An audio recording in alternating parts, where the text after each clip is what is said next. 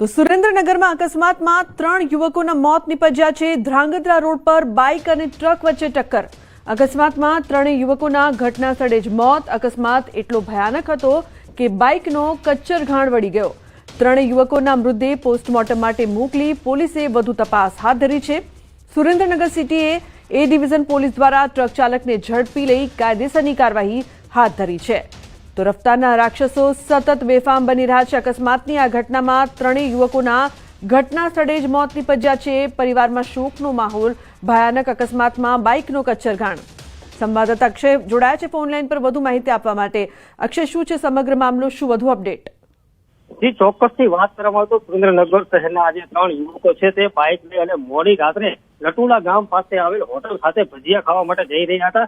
ગઈકાલે ઈદનો તહેવાર હોવાથી ઇમરાન રમઝાનભાઈ મોવર, અફજલ યુનિસભાઈ સિપાઈ અને દિવ્યાંગ અશોકભાઈ પંડારા નામના 3 યુવકો બાઇક લઈ અને લટુલા ખાતે એક જે હોટલ આવેલી છે ત્યાં ભજીયા ખાવા માટે જઈ રહ્યા હતા। દરમિયાન સામેથી પૂરપાટ ઝડપે આવતા આઈસના ચાલક સાથે આજે બાઇકનો છે અકસ્માત સર્જાયો હતો। અકસ્માત એટલો ગંભીર હતો કે ઘટના સ્થળે 3 યુવાનોના કમકમાટી ભર્યા મોત નિપજ્યા હતા અને બાઇકનો જે છે તે સમગ્ર કચ્ચર ઘાણ નીકળી ગયો છે। અને આ મામલે હાલ એ ડિવિઝન પોલીસ દ્વારા જે ટ્રક ચાલક છે ટ્રકને પોલીસ મથકે લાવવામાં આવી છે અને ટ્રક ચાલકની ધરપકડ કરી વધુ પૂછપરછ હાથ ધરવામાં આવી છે। પરંતુ જે ઈદનો તહેવાર છે ક્યાંક ને ક્યાંક આજે મુસ્લિમ પરિવારના 2 યુવાનોના મોત છે એને લઈ અને સમગ્ર જે ઈદના તહેવાર છે એ માતમમાં ફેરવાઈ ગયો હોય તેવી સ્થિતિ સર્જાઈ છે। જી,